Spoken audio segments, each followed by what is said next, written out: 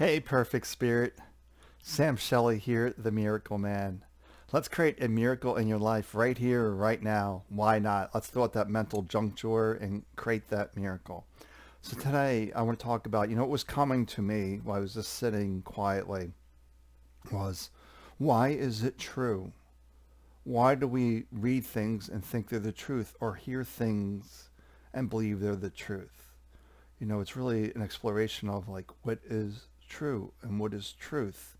But then I feel there's also an art of deception involved in that as well to get you looking a certain way, a different their perspective, not your perspective, but their perspective onto the situation.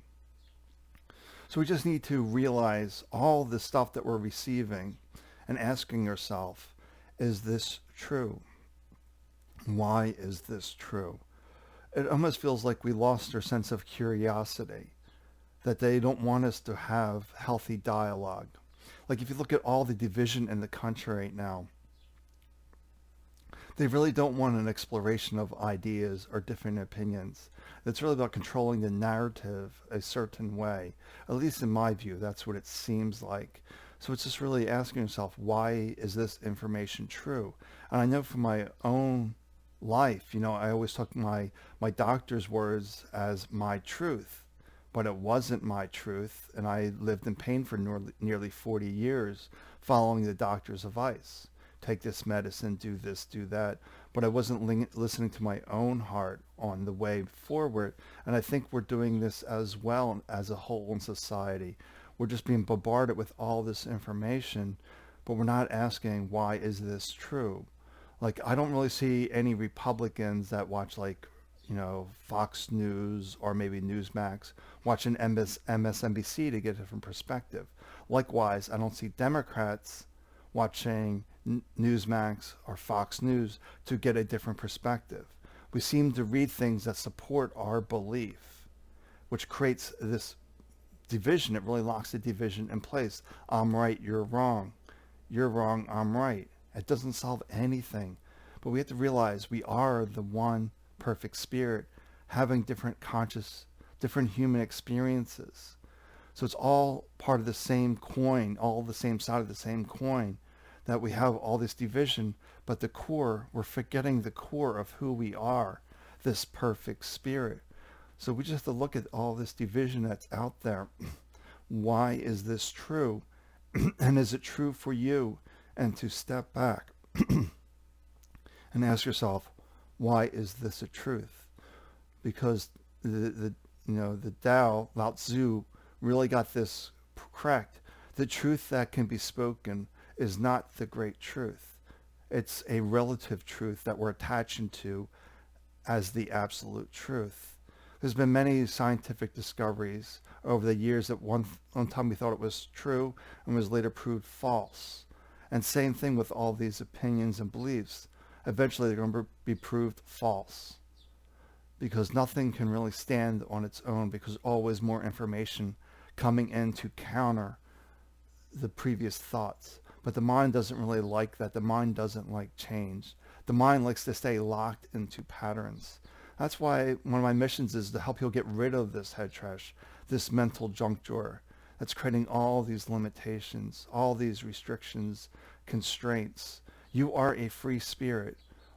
Are you allowing yourself to be locked into other people's opinions and beliefs? Are you giving your power away to them? We're here to stand in our own power, our own truth, but yet we fall into these traps that they know best for me because of their title, their position.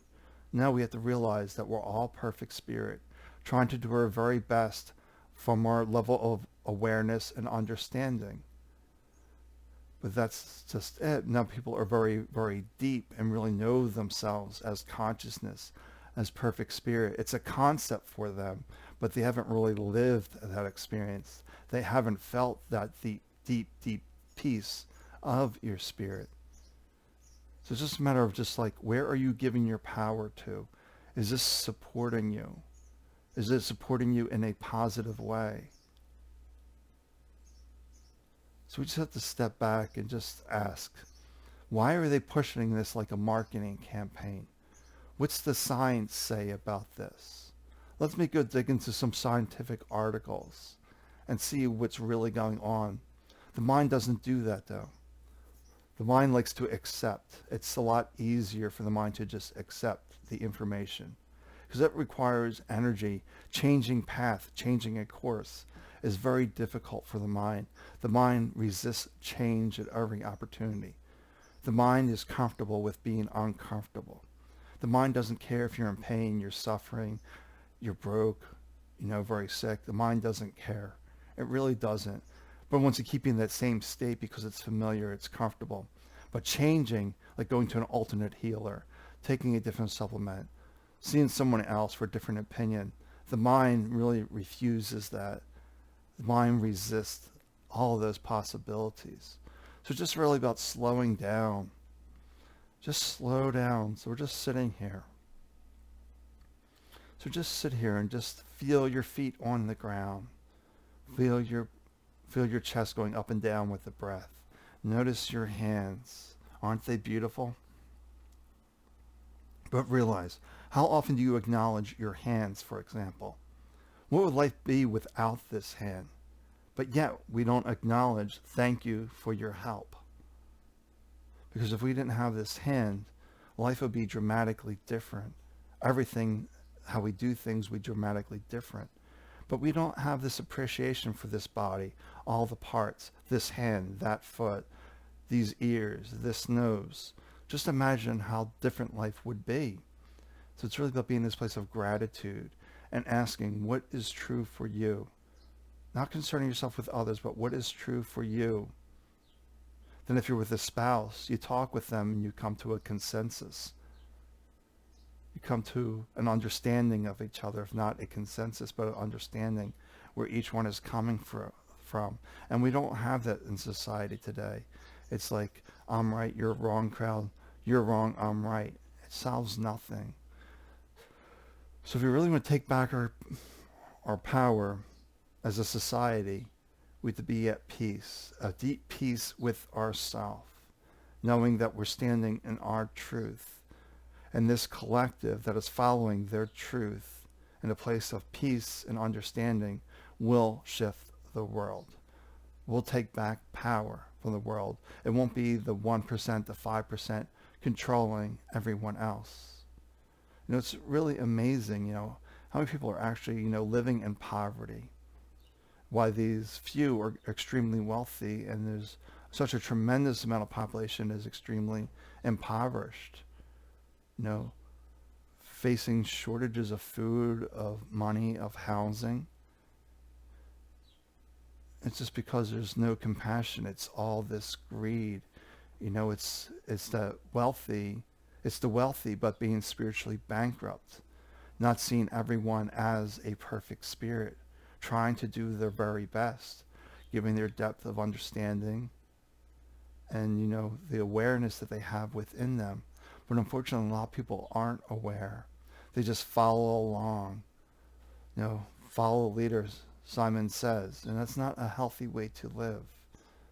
So it's really about, sometimes you have to reach that rock bottom, the place of absolute despair and darkness to make a change. This is where I was, living with multiple sclerosis, bipolar, everything was going wrong in my life, needed a cane, like I suffered an awful lot until I discovered who I truly was, this perfect spirit, the spirit that can do all things, no limitations.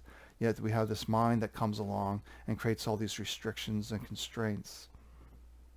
We got to get rid of that mental junk, the mental junk drawer, throw it out. It's not serving us. We need to operate from this heart, be spiritually rich.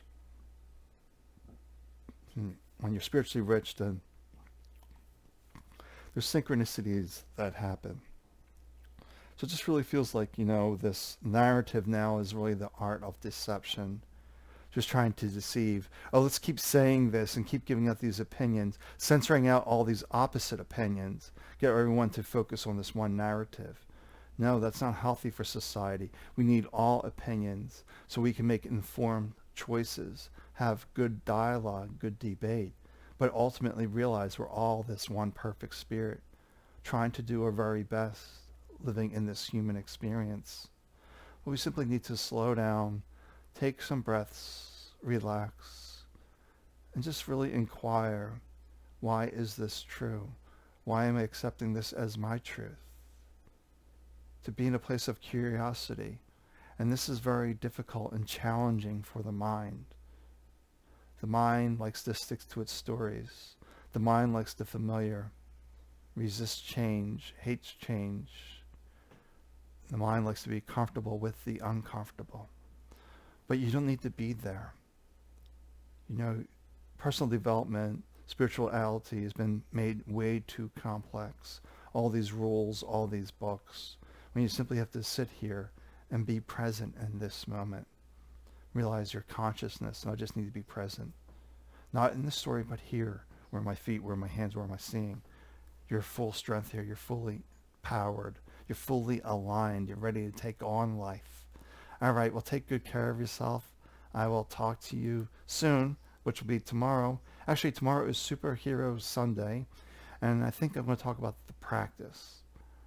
The small steps that we take each day to lead us back to our truth. All right, take good care. Bye for now.